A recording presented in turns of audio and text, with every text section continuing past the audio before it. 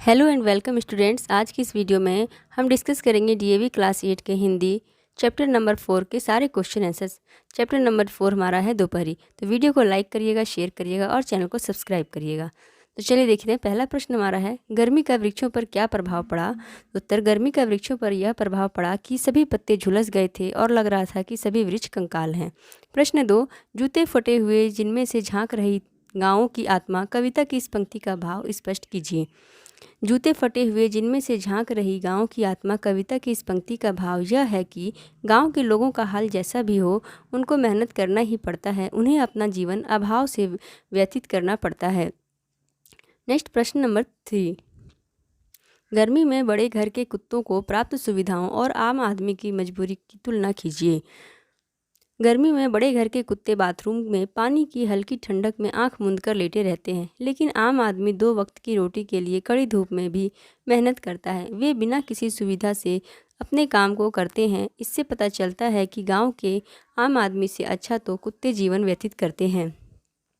अगला प्रश्न 4 है, दोपहर बीत जाने के बाद संध्या के समय भी कोई बाहर क्यों नहीं निकलता। दोपहर बीत जाने के बाद संध्या के समय भी कोई बाहर इसलिए नहीं निकलता क्योंकि उस वक्त गर्म हवा चलती है। अगला प्रश्न 5 हमारा है, उचित उत्तर पर सही निशान लगाना है। क, वृक्ष कैसे लग रहे थे।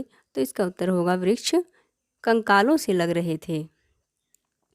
नंबर ख है, घोड़ा आगे कैसे बढ़ता था। तो घोड़ा आगे चाबुक के बल पर बढ़ता था। ग, संध्या की चहल पहल ने क्या ओढ़ा हुआ था। तो इसका उत्तर होगा, गहरे सूने रंग की चादर। अब देखिए, यहाँ कविता का कुछ अंश दिया गया है जिसको पढ़ करके इसके आधार पे आपको उत्तर देने हैं। कभी एक ग्रामीण दरे कंधे पर लाठी, सुख दुख की मोटी सी गठरी लिए पीठ पर भारी, जूते फटे हुए जिनमें से झांक रही गाँव की आत्मा, जिंदा रहने के कठिन जतन में पांव बढ़ाए आगे जाता। घर की खपरेलों के नीचे चिड़ियाँ भी 2-4 चोंच खोल उड़ती छिपती थी खुले हुए आंगन में फैली कड़ी धूप से। तो इसमें से देखिए प्रश्न दिए हुए हैं, ग्रामीण ने कंधे पर क्या उठाया हुआ था।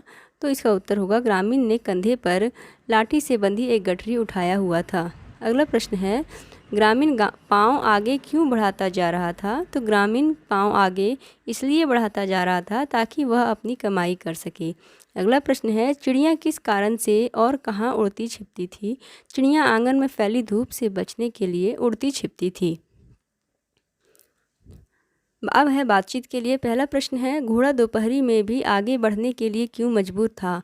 घोड़ा दोपहरी में भी आगे बढ़ने के लिए इसलिए मजबूर था क्योंकि पीछे से उसको चाबुक की मार पड़ रही थी। प्रश्न 2, गर्मी की छुट्टियों में दोपहर के समय आप क्या करते हैं, कक्षा में चर्चा कीजिए। तो गर्मी की छुट्टियों में मैं दोपहर के समय में पढ़ाई करती हूँ तथा घर में खेले जाने वाले खेल खेलती हूँ। यहाँ पर आप अपनी मर्जी से और भी कुछ लिख सकते हैं जो आप गर्मी की छुट्टियों में करते हैं। प्रश्न 3, क्या मानव समाज के समान पशु जगत के जीव भी अमीर गरीब की श्रेणी में आते हैं। अपने उत्तर के लिए कारण भी दीजिए। हाँ, मानव समाज के समान पशु जगत के जीव भी अमीर गरीब की श्रेणी में आते हैं क्योंकि पालतू जीवों को घर में सुविधा से रखा जाता है, लेकिन जो जीवों को पाला नहीं जाता वे ऐसे ही घूमते हैं।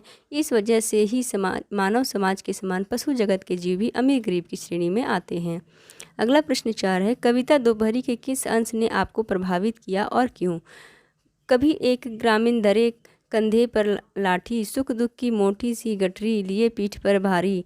इस कविता के इस अंश ने मुझे बहुत प्रभावित किया क्योंकि इन पंक्तियों में गांव और ग्रामीणों के वास्तविक चित्र को उकेरा गया है। अब भाषा की बात है तो इसमें जो वर्ड्स दिए हुए हैं उनके 2-2 पर्यायवाची लिखने से, नभ का आकाश और आसमान, सर्प का सांप और हरी, घर का गृह आलय, नैन का आँख और नेत्र। अगला नंबर 2 में विशेष शब्दों के लिए विशेषण लिखना है। तो विशेष शब्द, काली सड़कें, दुबले घोड़े, गरम पीठ, एक ग्रामीण, मोटी गठरी, फटे जूते। जीवन मूल्य, समाज में अमीर गरीब के भेदभाव पर चर्चा कीजिए और बताइए कि निर्धन वर्ग के विकास के लिए क्या क्या किया जा रहा है।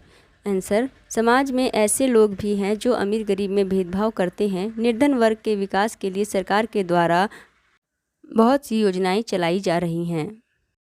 अगला प्रश्न है, मनुष्य को जीवन में सुख के साथ कठिन परिस्थितियों का सामना भी करना पड़ता है। ऐसी कठिन परिस्थितियों में मनुष्य को क्या करना चाहिए।